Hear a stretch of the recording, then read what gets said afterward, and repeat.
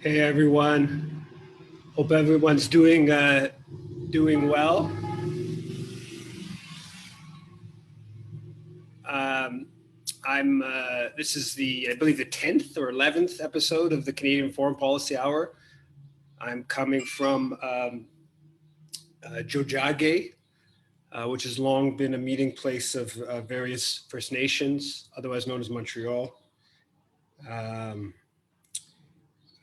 I unfortunately got COVID a couple days ago, so I was been very ill for the last few days.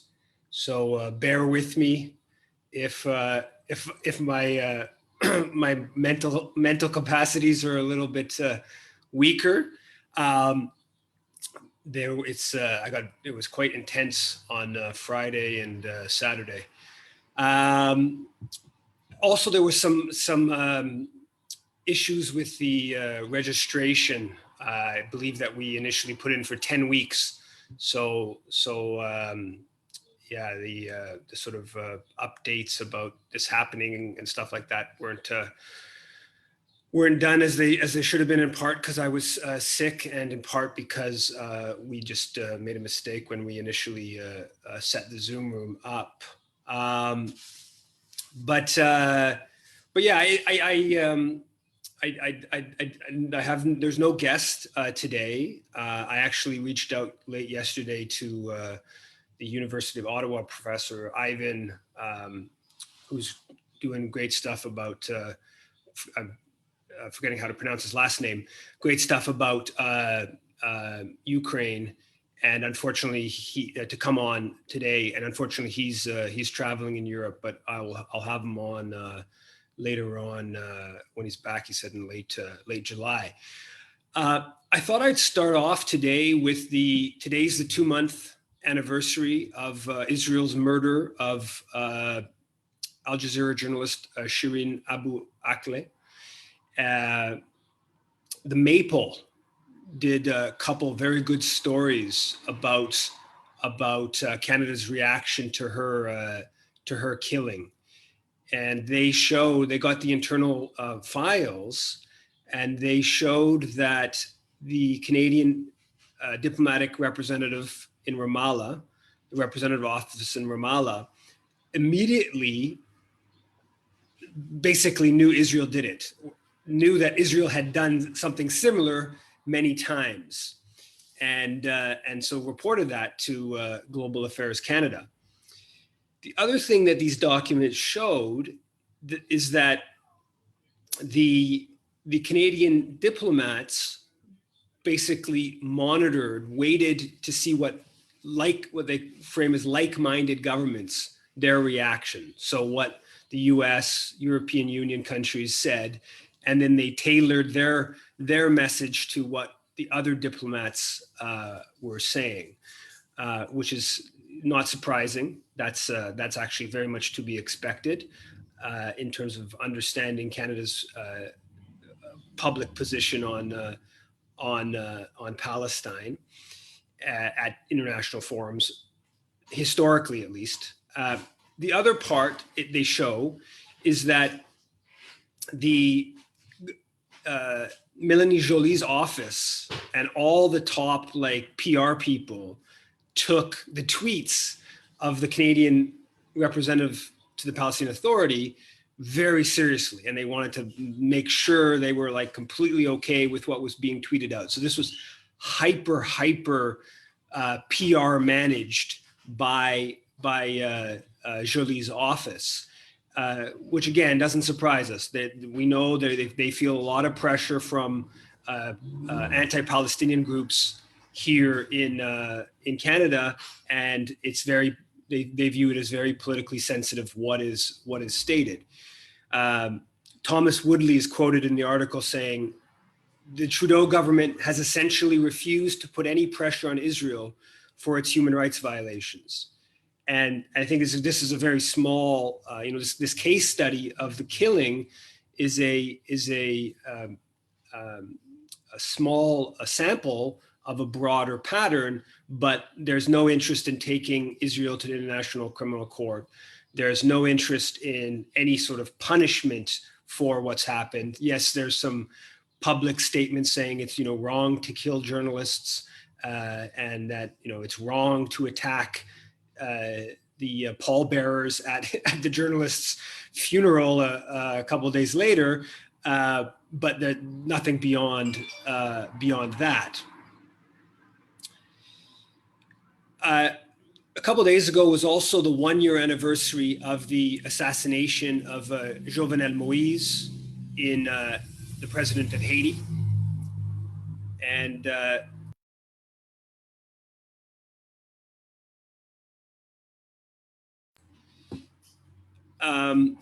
so Jovenel Moïse was killed in the middle of the night at his house a year ago.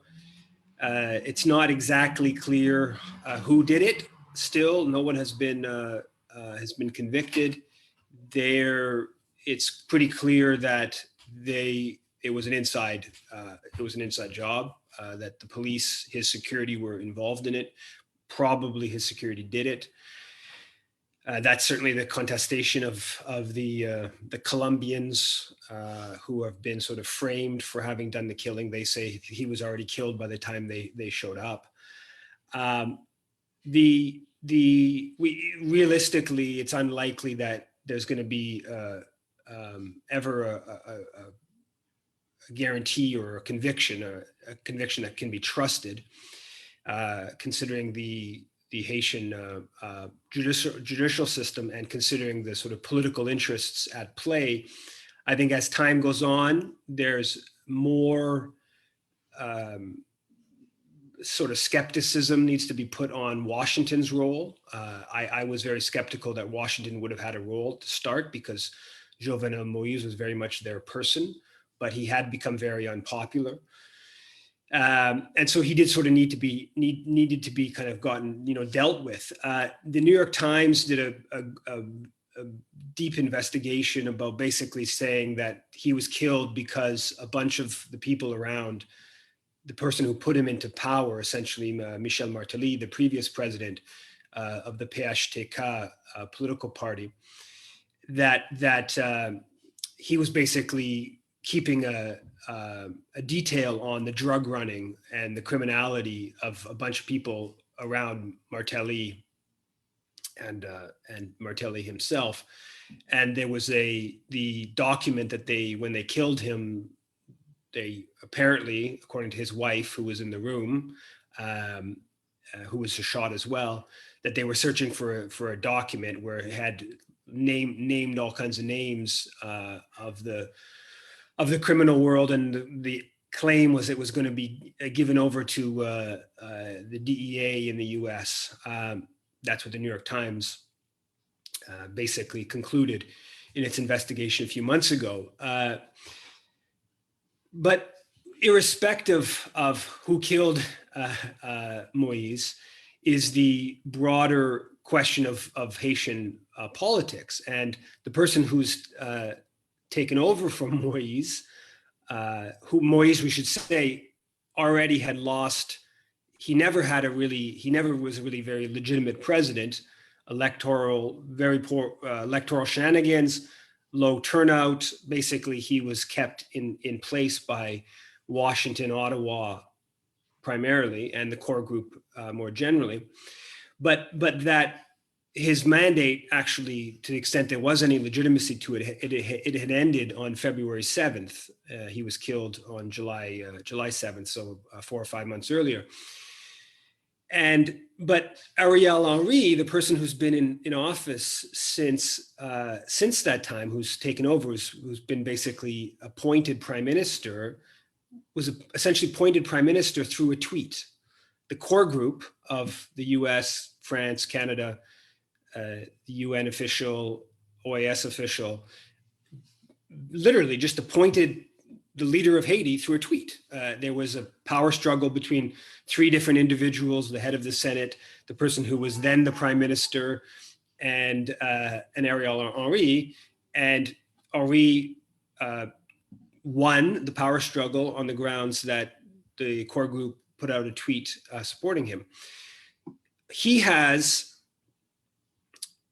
he talked to the main individual suspect in the assassination before, a couple hours before Moise was assassinated, and immediately after Moise was assassinated, which is quite suspicious. So there's a lot of people who believe that Ariel Henry had a direct role in the assassination. I don't have any confirmation or proof of that anyway. Either way, but the broader point is this is somebody who has absolutely no political legitimacy except for foreign ambassadors, primarily the American, secondarily the Canadian, have decided that this is the person who should be running the country. And the political situation has just gone further downhill over the past year. Violence, the gang violence in Cité Soleil in recent days, all kinds of horrible kidnapping, killings, displacements, communities being basically thousands, tens of thousands of people being displaced in violence between gangs.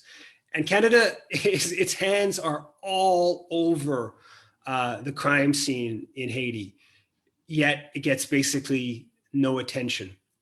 So I thought it was important. And I should say also, just one question about the whole question of a multipolar world, and not having just Washington dictating global affairs, that a lot of people on the left, I think correctly, want to see develop. And some people believe that that is already developing.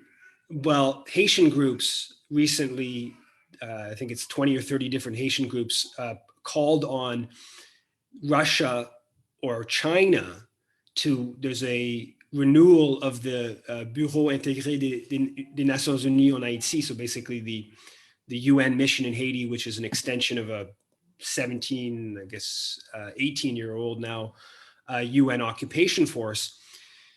These Haitian groups have called on Russia or China, or both of them, to veto the extension of the UN mission in Haiti, which they see as just this ongoing foreign control over the country. The UN mission's led by an American at this point. And so, I'm doubtful that China or Russia will veto it, because they haven't over the past 18 years. They've left they've let Washington kind of control the country and use the UN as a tool to advance its policies in Haiti. But we will see in the coming days. The vote, I believe, is coming up, I think, later this week. About 6 days ago, the Canadian government released a statement alongside its Media Freedom Coalition, attacking the Venezuelan government, just continuing in this campaign against the Maduro government. And basically it was just saying that there was media freedom, lack of media freedom in Venezuela. Part of the statement said, quote, "Of particular concern are the repressive measures employed by the Maduro regime, including the harassment and persecution of journalists, media workers, and independent media outlets, censorship, internet shutdowns, property seizures, and the general silencing of critics." So this is just the continuation of what's been an ongoing Canadian campaign against the Venezuelan government, of just demonizing the Maduro government. It's a completely failing campaign, but they don't stop, right? If you go on the website, they still boast on their website about how they oppose efforts to bring the anything to do with Palestine to the International Criminal Court. They'll actually threaten the International Criminal Court with their funding, if the Canadian funding, the ICC, if they look into the question of the murder of journalist Abu Akleh, or many other questions that Palestinians have wanted to bring to, or have brought to the ICC. But they boast on their website about how they brought the Venezuelan government to the ICC. So the campaign against Venezuela continues. When looking at the Canada-Venezuela yesterday, I hadn't been on the Twitter account in a little while. They still give out this award, this human rights award. I thought they'd actually ended this, but they give out Canada gives out funds this annual human rights award for NGO in Venezuela. I thought they ended it because they don't have a diplomatic representative in the country anymore. But apparently they continue it, and so there was just the announcement of it on the Twitter account about a week ago. And basically, it all sounds good. It's a human rights award to celebrate, human rights activism. But as I looked into in the past, you find that all of the human rights groups that they give the award to happen to oppose the elected government. And they give money to the group. They help the group tour around Venezuela, and they usually bring the group to Canada.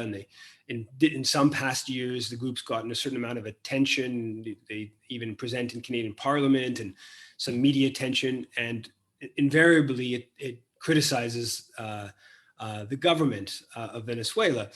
So this is just one of the ways in which the Canadian government has been working now for more than a decade in terms of building opposition to the Chavez, Maduro governments. And it's a subtle way, but it's powerful, right? It is ultimately, it adds up. When you fund opposition groups, when you fund NGOs, it has an effect on the politics, and it fits within a broader campaign, of course, led by Washington, of trying to overthrow that government, which really has, there's going to be nothing but negative when it comes to human rights if they were to succeed in ousting the Venezuelan government. Over the weekend, Trudeau and Defense Minister Anand went to the Maritimes for I think it was in Truro in Nova Scotia, to celebrate or to apologize for the number 2 construction battalion, which was a Canadian battalion of Black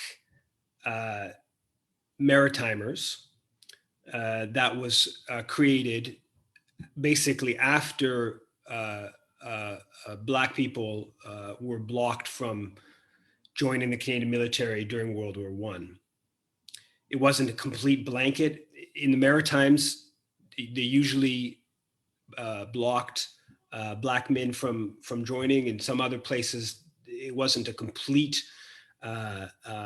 exclusion. But in the Maritimes, where one of the bigger Black communities existed, it was essentially an exclusion. Ultimately, after campaigning from the Black community, they accepted to set up a Black battalion, and then they basically gave them all the worst work to do.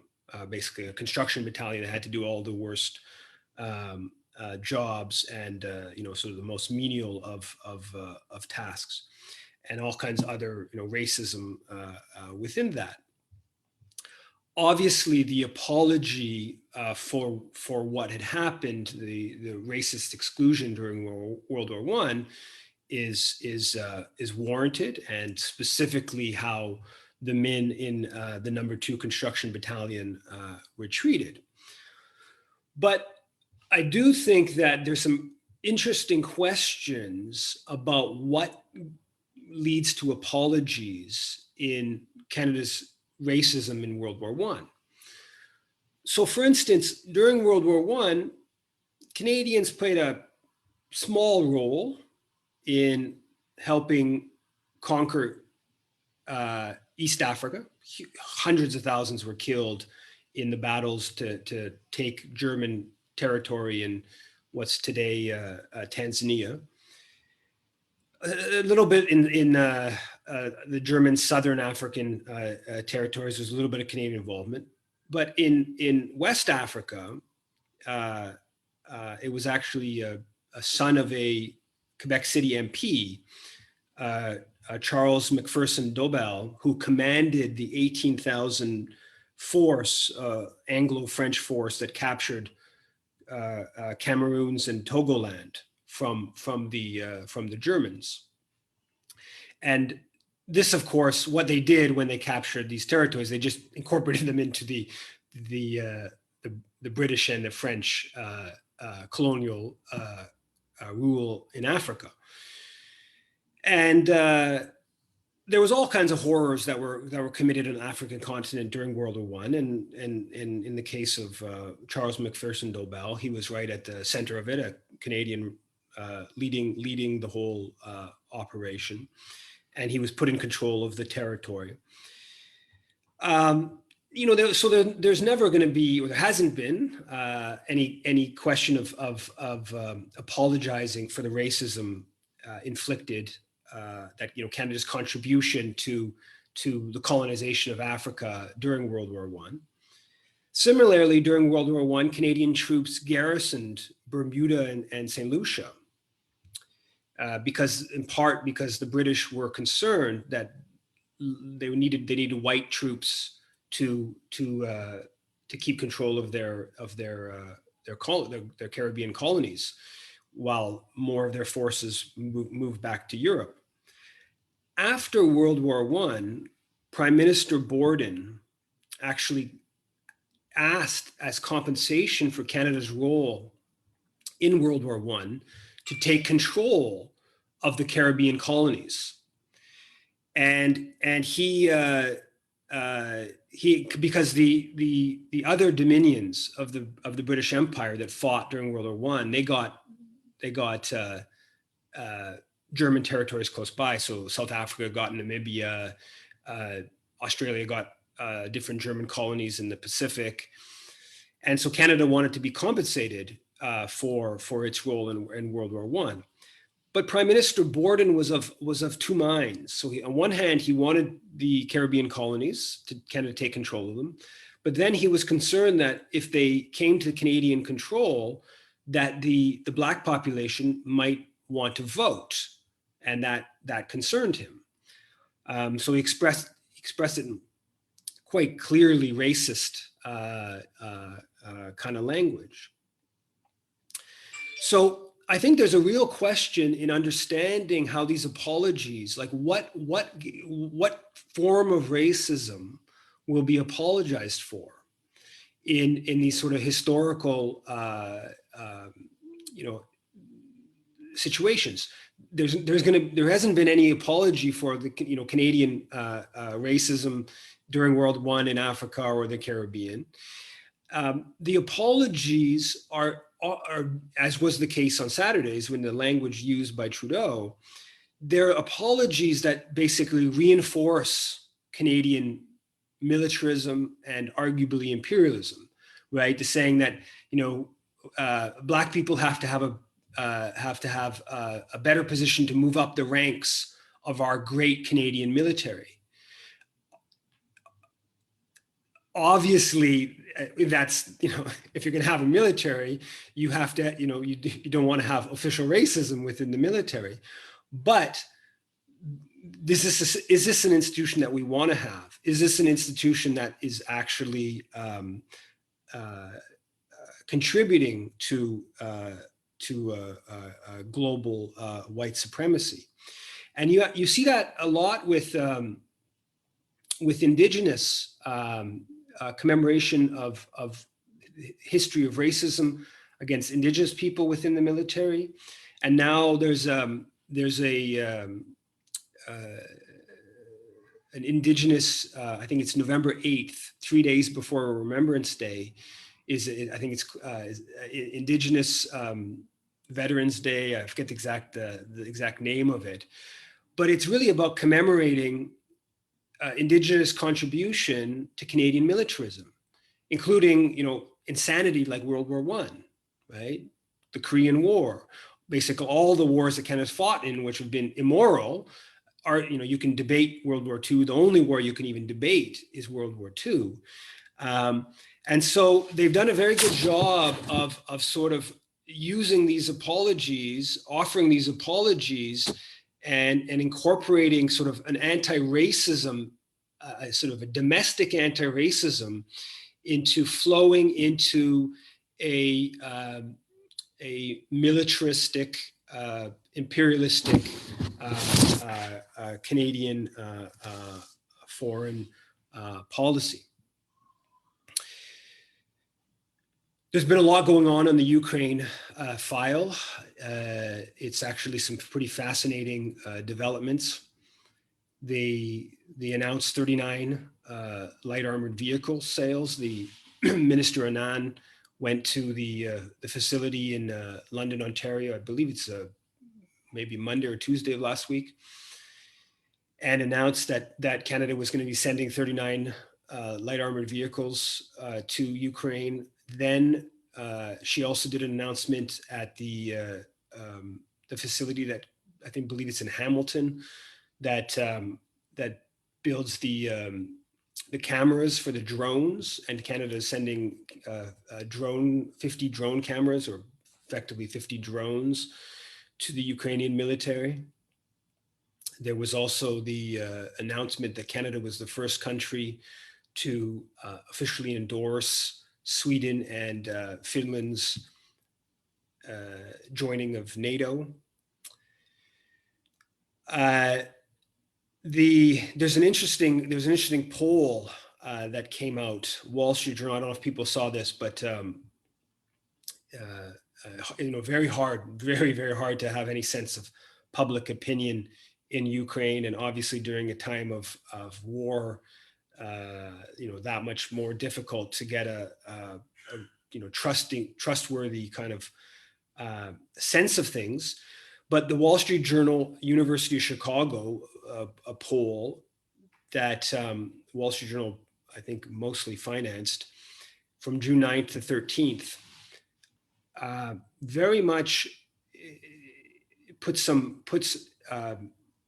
the whole one-sided thing in perspective.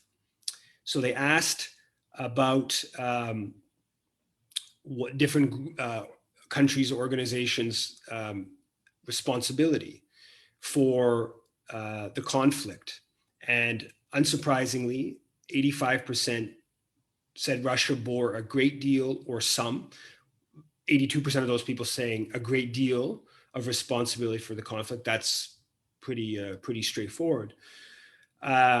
What's goes against what you hear in our media is that 70% of respondents said the Ukrainian government bore some or a great deal of responsibility.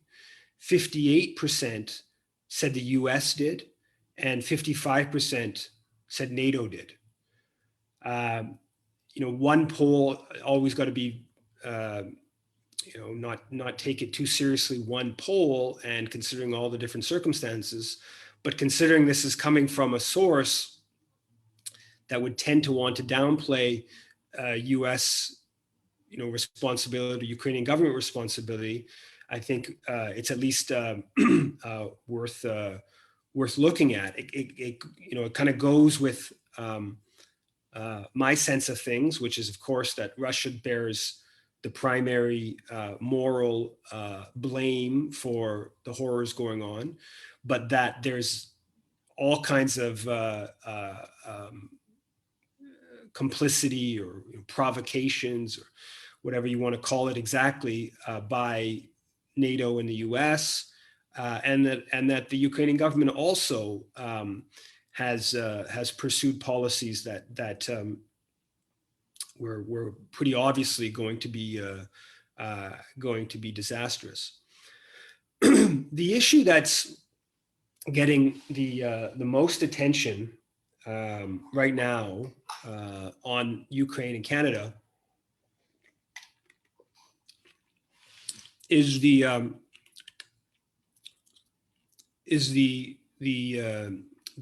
gas, natural gas from from Russia. So I mentioned, I believe last week, maybe in previous ones, that the Siemens, the German companies,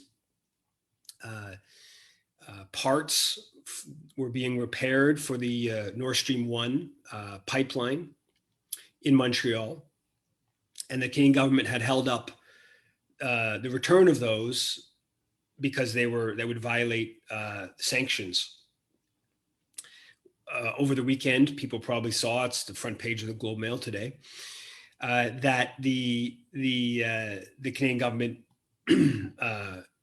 agreed to a special waiver to send that back because the Russians were putting pressure, had cut back on the gas flow to Germany, and to some other European countries that get it through the pipeline, on the grounds that they needed these parts that the Canadian government was holding up. And the Germans put a lot of pressure on the Canadian government to release these parts because there's becoming very serious problem in Germany over the gas flow. And so the Canadian government ultimately conceded to German pressure. The Ukrainian-Canadian Congress and the Ukrainian government are very angry. They condemned the Trudeau government, saying they buckled to Russian blackmail and stuff like that. But it's a real serious problem in Germany where there's serious worry that they're already trying to cut back, but there's a worry that come wintertime, that if they don't fill up the natural gas storage facilities, that there's going to be people without heating in the winter. So it was interesting to see the Canadian government concede to that pressure. Interestingly enough, today the Americans put out a statement basically supporting the Canadian government for having agreed to the special waiver to break the sanctions. Basically, what was supposed to be, we're sanctioning Russia's resources to punish them, has become, we're sanctioning Russia to punish Germany and Western Europe. That's what's actually happened with the sanctions, right? Apparently the Russians are they're getting more than twice the price on the natural gas than they were getting before. So the price of natural gas has gone up so much, they can produce half of it, they can deliver half of it and make as much money as before the conflict. So the whole business of cutting back on Russian gas, importantly, I think slightly different dynamics between oil and gas and natural gas and different commodities, but the broad outline is that the sanctions have just increased the value of Russian commodities, meaning that Russia can sell fewer of them, substantially fewer of them, make more money. So who's the main victim of the sanctions policy? The main victim become the German economy, other European countries' economies. I mean, this is completely disastrous, of course, from the standpoint of the objective. And so basically the Canadian government, under huge pressure from Canadian Congress, under huge pressure from Ukrainian government, decided that ultimately Germany's more important. They're going to try to start exporting Canadian natural gas to Germany, which is in itself a kind of a crazy project, but that's a pretty big development with regards to what's going on in the Ukraine, and clearly the Russian government is taking this as a real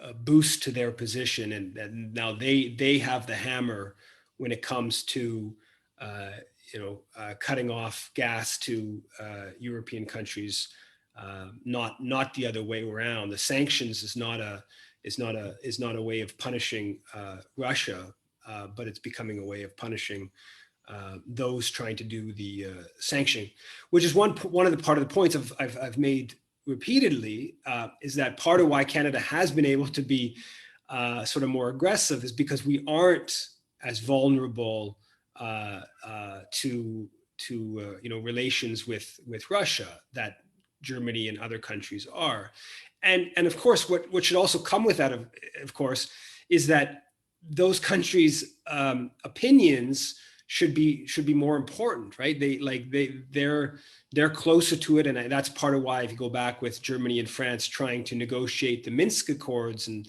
stuff like that, is because they understand that this has much greater impact on them, and it's kind of insanity to leave it into the hands of Washington and Ottawa, who are all too happy to be really belligerent and not worry too much about the political and economic turmoil that comes out of it. Finally, before going into some comments and questions, I just wanted to just talk briefly about the whole disinformation campaigns that we're seeing all over.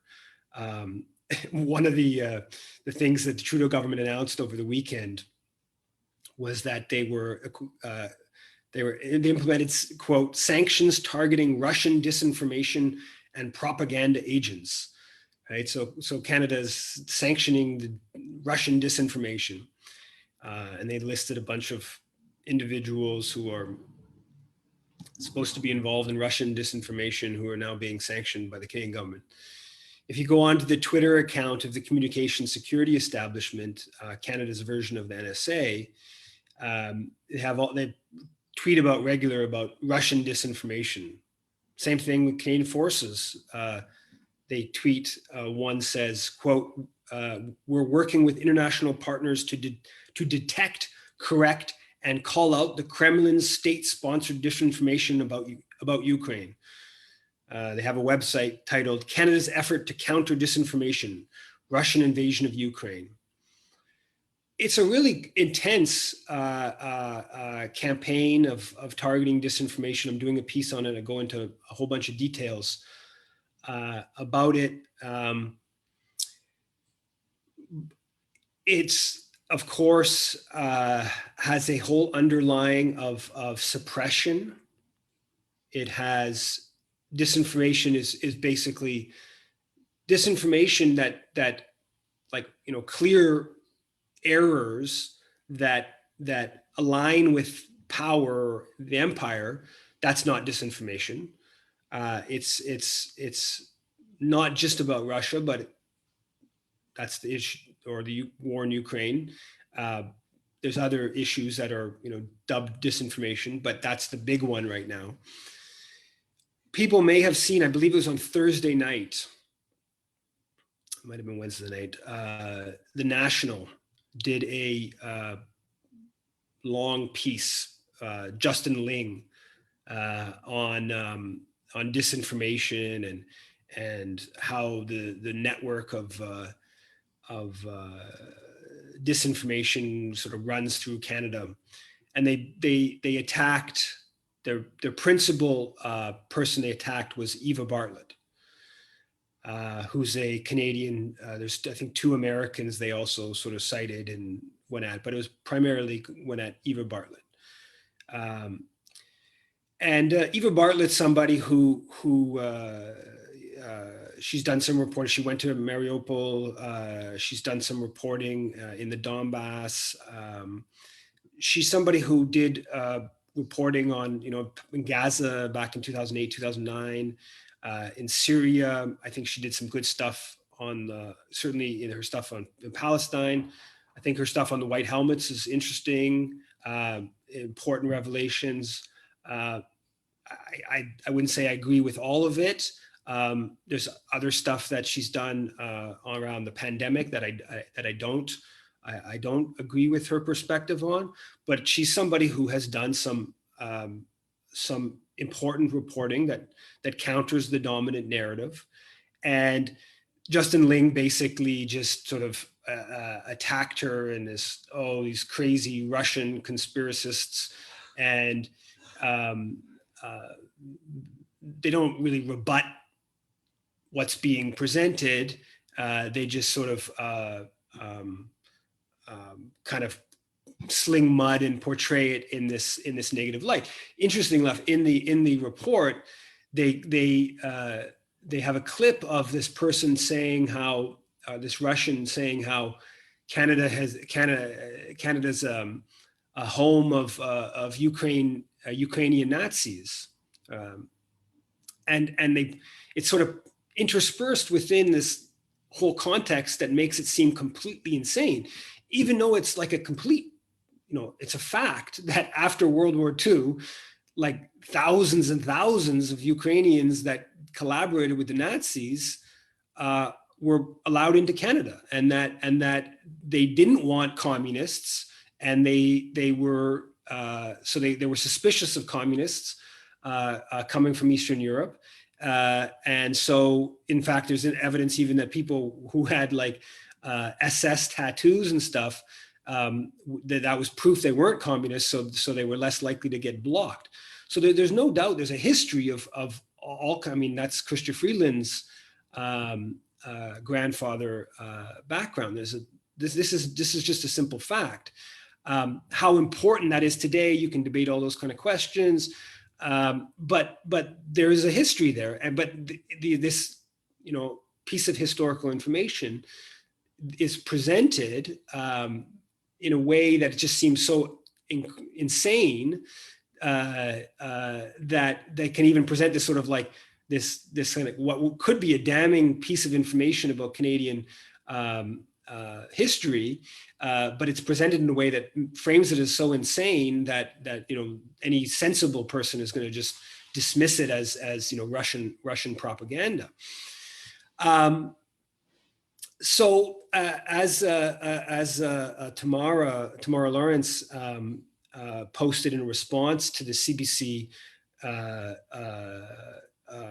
sort of attack on Eva Bartlett, she points out that the one of the people that Justin Ling turns to is with the Institute for Strategic Dialogue, which is funded by the National Endowment for Democracy, US government agency, a series of other NATO countries, pro-NATO groups. So, yes, I mean, I think there's a role to play, if the CBC is into criticizing a Canadian journalist that they believe has, gotten too close to the Russian government position. I think, in an honest media sphere, there's a role to have a report on something like that. But when your own media outlet refuses to provide any context into Canada's role in precipitating, provoking, whatever you want to call it, this war, Canada's role in training, neo-Nazis until very recently, Canada's role, the fact that there are Canadian special forces on the ground. The CBC is unwilling to provide even a semblance of balance in their coverage.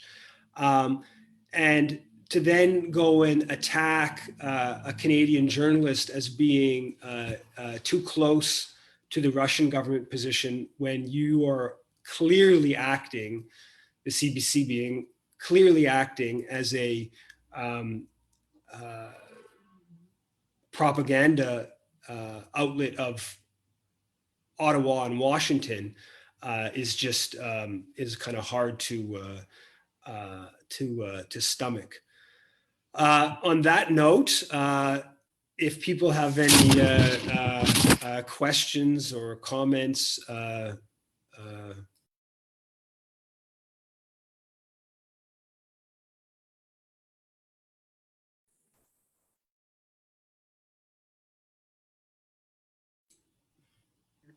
You're muted, Yves. Oh, never mind.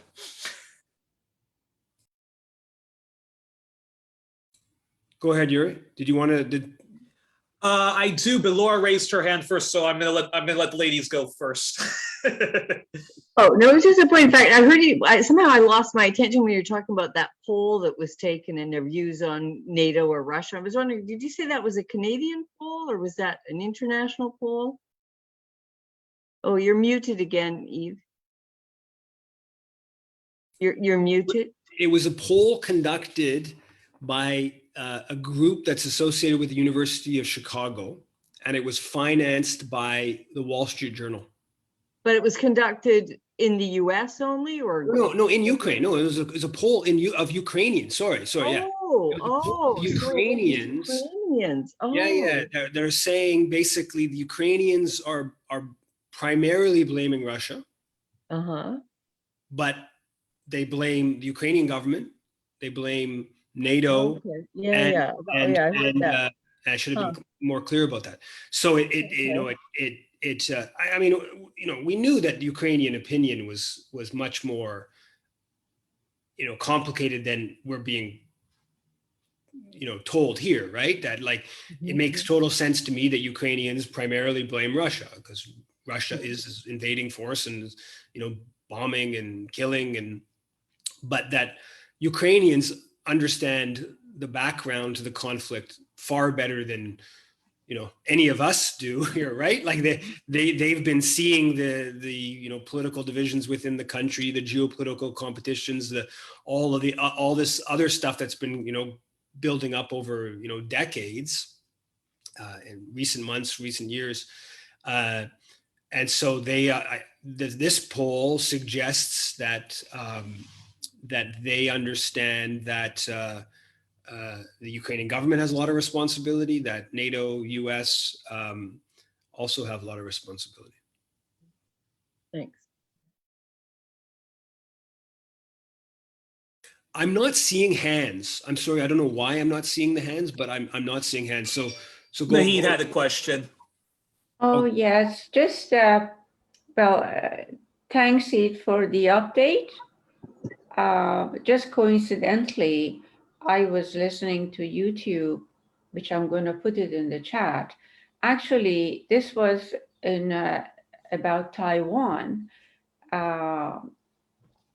because obviously they're selling it to us as, democracy and freedom of speech and that sort of thing. But through listening to this, it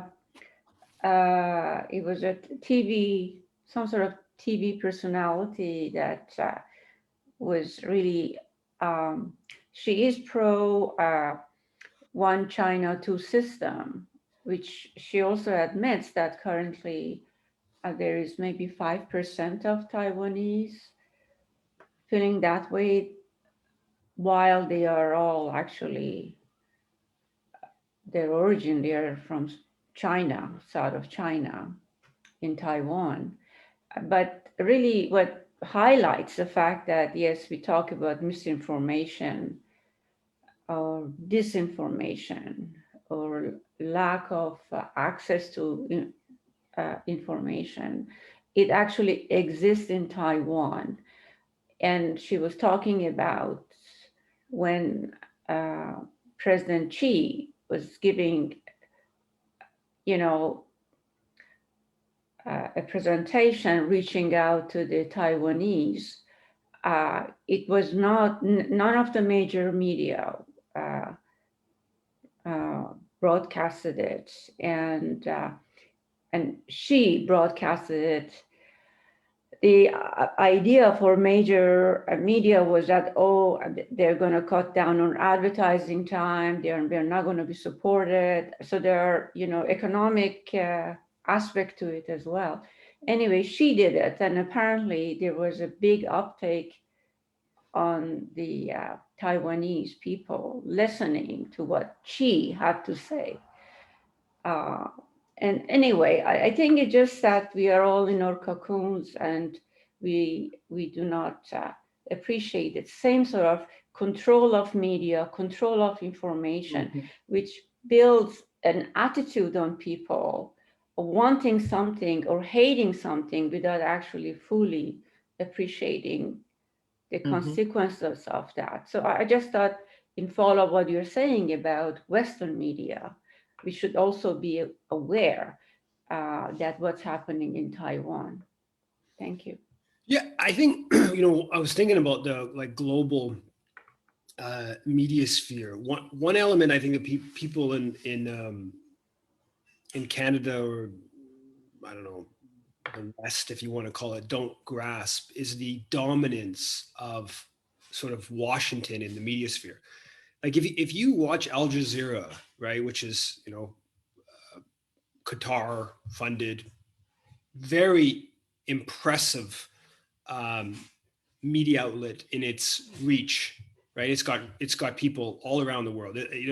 Huge amounts of resources are going into Al Jazeera. Al Jazeera's coverage on Palestine is substantially better than any Canadian media or major Canadian media. Its coverage on most, there's a few places, sometimes because of they have so much resources and they go into issues that they have good reporting, but the basic geopolitics of Al Jazeera are very closely aligned with Washington. Yeah. Right? And the same thing goes with France 24. The same thing goes with the DW, the German, obviously CNN and Fox News and the BBC and CBC. But if you start going down the line of like, and so like I don't watch Polish media, but I'm pretty confident that like Polish media, it very much reflects the Washington geostrategic kind of outlook on the world. So when you like, and so on that level, and the media sphere, Washington has just incredible power. Then at the level of like, which is aligned with the media sphere, and it's one of the things about understanding what's gone on in Ukraine over the past 3 decades, is all the money in terms of like the civil society building, right? And the billions of dollars the US and Canada have put into civil society organizations in Ukraine. And I think like what Washington, like, yes, Washington is the preeminent military power that has over and over again, been willing to just destroy places with might. But the US is also quite brilliant or effective at the other form of let's call it non-coercive control via the media, via civil society, right? Not necessarily through just a coup d'etat or a military intervention, but by basically dominating a society through media and civil society. And they did that to a large extent in Ukraine, and that's in large extent the 2004 Orange Revolution, and then the 2014 Maidan. That's part of what that is. I don't know the case of Taiwan that well, but I think that obviously U.S. Sort of media and associated kind of influence is very significant in Taiwan, and I think that's a dynamic of understanding global power that I don't think people fully kind of I certainly don't fully wrap my head around. Like, why is Al Jazeera so closely aligned with the Washington perspective on Venezuela, right? The Emir of Qatar doesn't have a particular obvious self-interest in trying to overthrow the Venezuelan government, but they're aligned with Washington. There's, I think, an element, quite frankly, just of journalists, right? That journalists, if you're an English language journalist, if you go from job to job, you have to be, sort of concerned with, the jobs are in CNN, the jobs are at CBC, the jobs are at the BBC, the jobs are at all these media sphere organizations that are, have a certain outlook. So if you go too far away from that, like I'm guessing that most RT journalists, they kind of like, they're out. They're never getting into a job in those other, the vast majority of the media outlets in the English language media. But Hey, Yves. Actually, thanks so much for speaking out on Al Jazeera. It's funny because over the weekend I got the chance to go to some of the some of the World Beyond War conferences, and I saw like on the chats there were some people praising Democracy Now, and some people were praising Al Jazeera, and I thought to myself, have you guys been following like Democracy Now or Al Jazeera lately? I mean, like on Ukraine, on the pivot to Asia, on a lot of anti-Russia conspiracy theories, and the whole gaslighting, is Julian Assange a good guy or is Julian Assange a bad guy? Like those two outlets have been terrible. And Democracy Now, some people would say it's because of particular insincere, wealthy donors who fund the Al Jazeera. It's very obvious it is because of Qatari state media. And I wanted to ask you, I'm quite surprised that the CBC would go out of their way to attack an independent journalist like Eva Bartlett. But then that makes me think, how afraid should other people, like Richard Sanders, Aidan Jonah and his team at the Canada Files, Arnold August, and so forth, how frightened should we be when it comes to the media attacking journalists who do go against the grain? And people say controversial, I say controversial. And then very last question I wanted to ask you is your thoughts on the death of Shinzo Abe, and I don't wish death on anyone, but the guy was a very much an oligarchic right wing prime minister, and your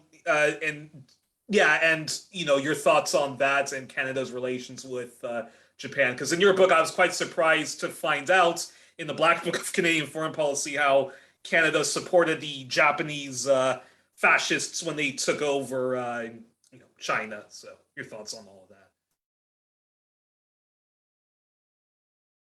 Oh, you're muted, Yves. I don't think people should be too worried about an attacks by CBC. I mean, I think that in the case of I don't think that Eva is. I mean, can't speak for her, but I don't think that she's that troubled by the attack. Yeah, is my guess, because in the sort of short term, it adds to her Twitter following and stuff like that. But I think it's more just it's reflective of a media culture the dangers of basically there's no room for dissent on this issue, and the CBC, which frames itself as progressive, and Justin Ling frames himself as progressive. I think I may have said this in the previous one, but Justin Ling showed up at the Canadian Association of Journalists debate on Russia that I was part of about a month ago, 6 weeks ago, and he said asked me if I was ashamed to having gone on RT, and then I responded, and it's back and forth with him, and I was basically I made the point that Canada's at war with Russia, and he got very troubled by that point. But I think that it's a sign, like an attack against someone like Eva Bartlett is not primarily designed to attack Eva Bartlett. It's designed to scare. She's already outside of like she's, the CBC wasn't having her on. She wasn't getting her op-ed into the Toronto Star or whatever, right? That was already the case.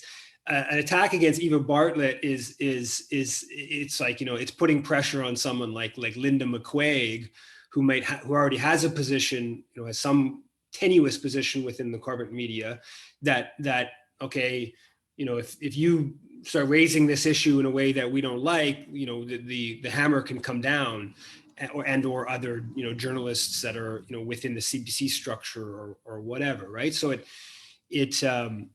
I think they've already kind of demonized Eva Bartlett out of anything approaching the mainstream in Canada. But yeah, in terms of Japan, yeah, there was actually a whole like campaign in the lead up to World War II by like labor unions and stuff, that Canada was providing all kinds of minerals that were fueling the Japanese war machine, as they were,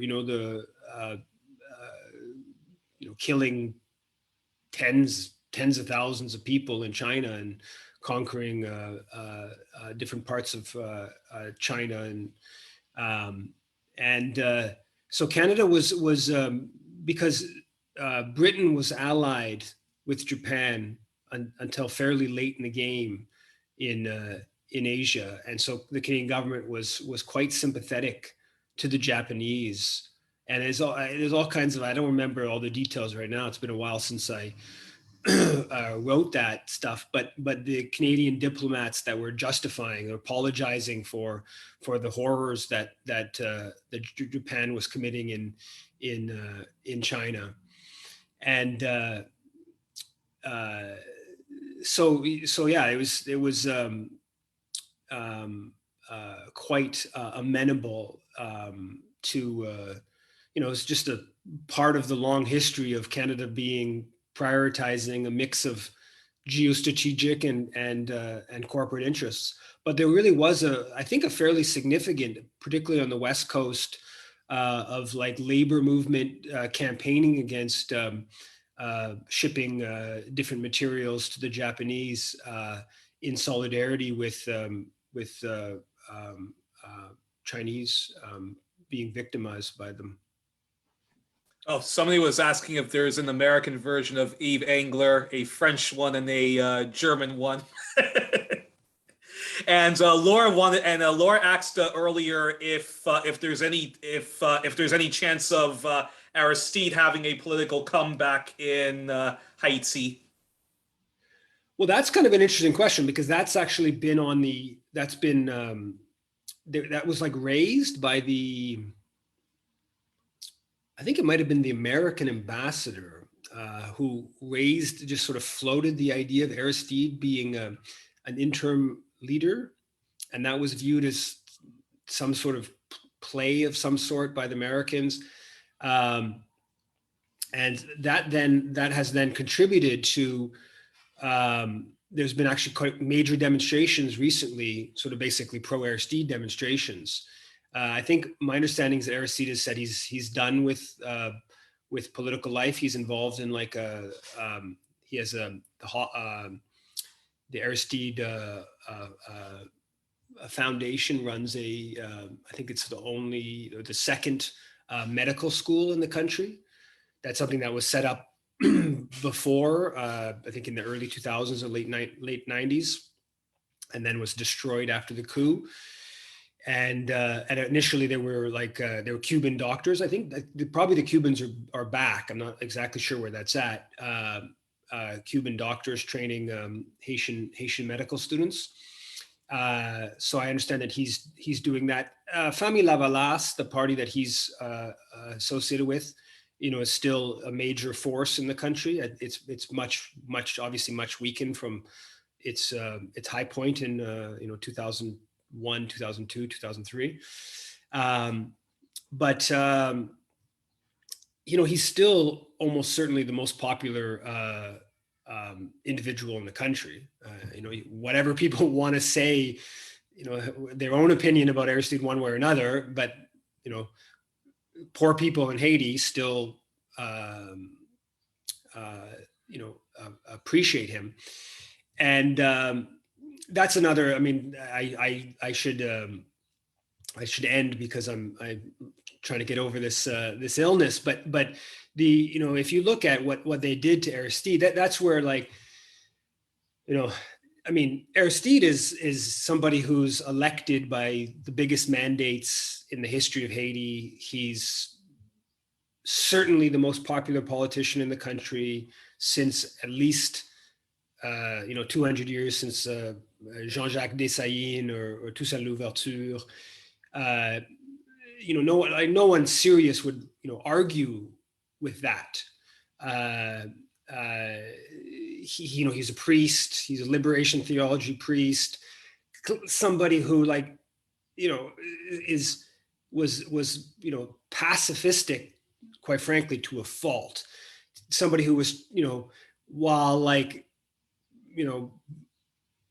believing, anti-imperialist and wanting to reverse the gross inequities in the country, was a conciliatory, again, in my opinion, to a fault.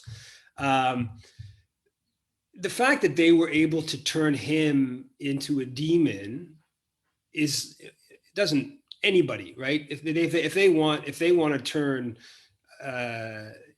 like, the credentials of Aristide, and even just like his demeanor, he's like 5'5" and 5'6". He's like a totally, like, non-threatening, even like his look. He was kind of quite a goofy looking guy and stuff like that. So, like, that just means that so that's how the propaganda and the Western media sphere. And then if you go back and you look at 2004, around the time of the coup, and there's like the heightened, like, anti-Aristide propaganda, like that, the guy Gary Young at The Guardian, progressive black journalist at The Guardian, he was just like, calling Aristide, I don't forget the exact words. He wasn't, at the extreme end, but he was, like, disparaging Aristide, across the liberal to the left of, the mainstream, was all, like, contributing to that demonization. And over what? Over the fact that, like, he's the most popular politician in the history of the country? Over the fact that he keeps winning elections? Like, even the claim, the ostensible claim against Aristide was that there was election. So he wasn't in. He was out of office. It was Préval that was in office. There's elections in 2000, and there's legislative elections and municipal elections in May, and the presidential elections are not happening until November 2000. The claim is that there was some sort of fraud in the May elections. Aristide was neither the politician, he was not running in those elections, and he was not in charge of the government at the time of the elections. There was no fraud. The fraud whole claim was bullshit anyways. But he was neither in charge of elections nor running in elections, but they used that to taint the November presidential elections. And now they say, like, his election was dubious. Like, so, I mean, if they can pull that off and get most of liberal opinion, even, quite frankly, far left opinion, lots of, like, lefties got totally sucked into it. I mean, they can do it to anyone, and that's the power of the media sphere, and that's why it's important to try to hear all different sides, right? And to even those obscure little left-wing journals that are saying something that it seems like it's so crazy, it's worth at least, like, considering. Maybe they're wrong, but maybe they're actually just correct. So, but no, I don't think Aristide's going to be directly involved in Haitian politics, but I think that he's clearly still a very influential actor in Haitian political affairs. Left also needs to speak out more on NGOs too. Yes, that's a whole broader question. But well, soon, Yves. But on that note, I thanks everyone. Next week I'll make sure to get things better organized in advance, and I'll put out the reminders and all that stuff, and I'll try to get a guest. And if any people again have ideas or thoughts on guests or themes, please do email me. And good night, everyone, and take care.